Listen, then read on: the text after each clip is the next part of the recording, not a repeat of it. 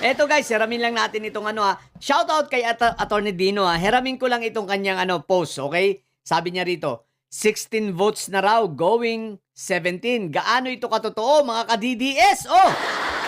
Mga DDLs, tinatanong kayo ni Attorney Dino, gaano raw ba katotoo? Ito guys, ay kung mangyayari na ito, no?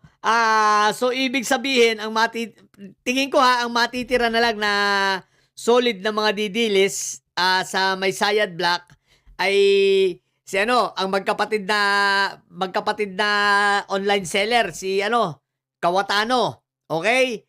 Si Aimee Mangabarena, si Robin, si The Goat, no? Si Kambing Nana, at si Marco Tae. Yan 5 lang. Yan 5 lang ang tingin ko kung matitira na lang talaga dito sa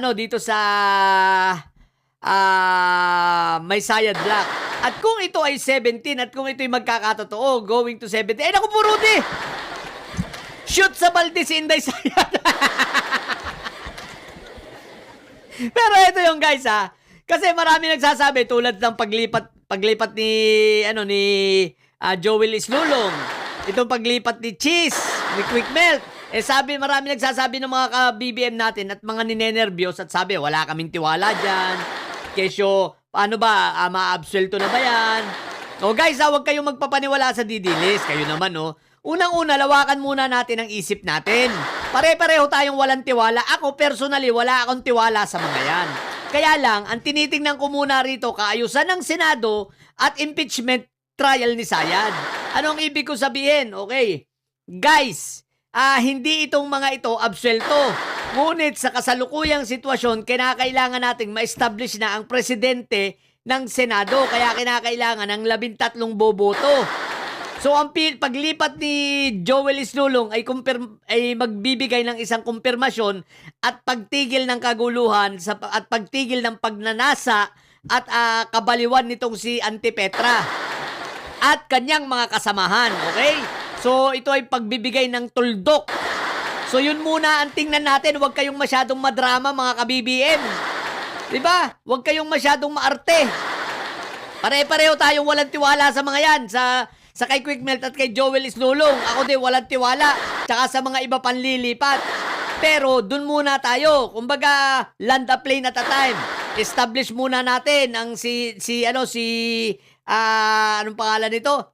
Si Senator Sherwin ay maging Senate President para matuldukan ng kabaliwan itong mga didilis na may Sayad Black, okay? So, wag kayo masyadong nagpapanik. What the heck? Pare-pareho tayo. Kaya nga ako patuloy kong ipinapanawagan at hinihintay natin na isampa na ang kaso nitong si Joel Islulong sa Sandigan Bayan. At si Quick Melt, hindi pa natatapos ang kanilang pananagutan, Baka akala ninyo porque sila ay nasa majority ay tapos na ang kanilang pananagutan ay mali. Tsaka walang usapang ganon. Walang pinag-usapan na ligtas sila. Unang-una, mag-isip-isip kayo mga ka-BBM ko Okay. Walang kapangyarihan, ang Senado para ipawalang sala sila dahil sila ay hiwalay na branch, okay? Hindi nila pwedeng panghimasukan ng mga desisyong ginagawa ng ombudsman at ang desisyong ginagawa ng judiciary. So wala silang kinalaman. Kaya yung pagsabi ng mga didilis na i-absuelto, kalokohan yun. Yun ay kanila lang palusot para pagtakpan lang ang kanilang pag-iyak na sila ay sakit na. Bakit? Nauubos na sila. Di ba mga didilis? Nagpapakatanga kayo, nagpapakabobo na sasabihin ninyo, kagagawan niya ng Malacanang, kagagawan niya ng ombudsman, kagagawan niya ng Sandigan Bayan para sila ay maabsuelto. Mga bobo!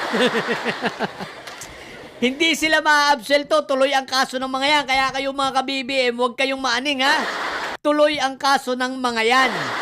Pero ang nagpapasaya sa atin, at least itong mga ito, alam nila yung haharapin nila. Kung natatandaan ninyo, sinabi ko na sa inyo noon pa, last December pa, nababaliktad talaga itong mga ito dahil nga ang pag-asa na lang nila ay yung susunod na administrasyon pero hindi si Inday Sayad. Alam nila na hindi na magiging presidente si Inday Sayad, malabo yan. So ang tinitingnan nila rito pag-asa, baka sakali na kapag napalitan na si PBBM dahil aandar talaga ang kasong yan, sila talaga ay makukulong, given na yan, tanggap na nila yan. Tandaan ninyo, sila ay mangungulungan, pero sila ay hoping na doon sa susunod na administrasyon, baka sakali, no, mahilot at mabigyan man lang sila ng piyansa. 'Di ba? Parang ganun ang inaasahan nila. Pero alam na nila na mangungulungan sila, tanggap na nila yon, guys. Sinabi na ng ating puting kabayo, sinabi ko na sa inyo yan last December 2025 pa.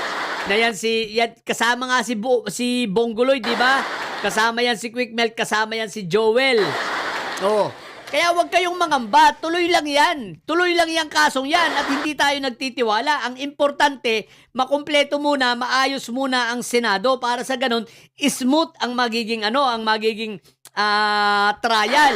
Eh kung sila ay aabutin na nasa labas pa sila, hindi pa sila nakukulong while ongoing ang trial at inabot na ng paghuhusga nito, ng impeachment, no, na uhuhusgahan na nila si Sayad. Aba, eh di ba butit makakaboto pa sila? Ibig sabihin, mas malaki ang tsansa na itong si Inday Sayad ay talagang makonvict at hindi ma-acquit dahil hindi kukulangin ng boto. Ha? So, lawakan natin ang ating pag-iisip, mga ka-BBM ko. Habang nilalawakan natin ang ating pag-iisip, umiiyak naman yung mga didilis. Di ba ka? Dahil ubos na sila. Lilima na lang ang matitira sa kanila. So kung 5 na lang ang matitira, eh ibig sabihin maliwanag pa sa sikat ng buwan. Sa sikat pala ng araw. Convict si Inday Sayad, di ba? Yun ay kung hindi pa mangungulungan itong sila Quick Melt at si Joel, no? Kung aabutin pa nila, total ilang buwan lang naman yung impeachment trial na yan, di ba? Hindi yan aabutin ng 1 taon. Ilang buwan lang yan, siguro estimate yan mga 3 to 5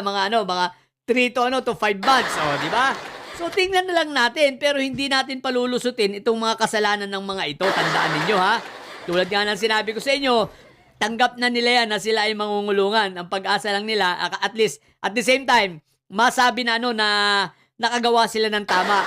In fairness to Quick Melt, ha? Kay Chis Escudero, ha? Kita mo, ha? Dati siya ang most hated senator, ha?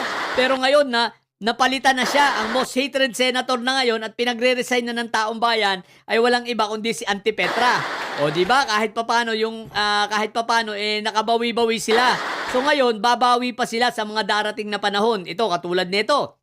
Para ma-establish na ang presidency ni Win Gatchalian. So, isang pagbawi nila yan, di ba? Ang isa pang pagbawi nila yan, dyan, kung itong impeachment trial at aabuti hindi pa sila nakakulong, talagang boboto ito ng conviction ni Inday Sayad ang mga ito. O, di ba ga?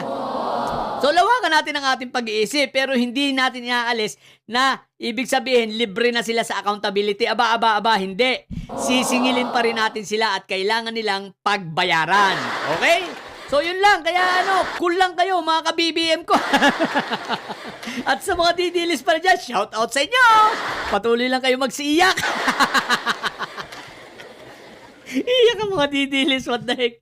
Sa mga bobong didilis dyan, ang mga kagaya nito ni Marco Tae, Auntie Petra, at si The Drama Queen, no? At saka si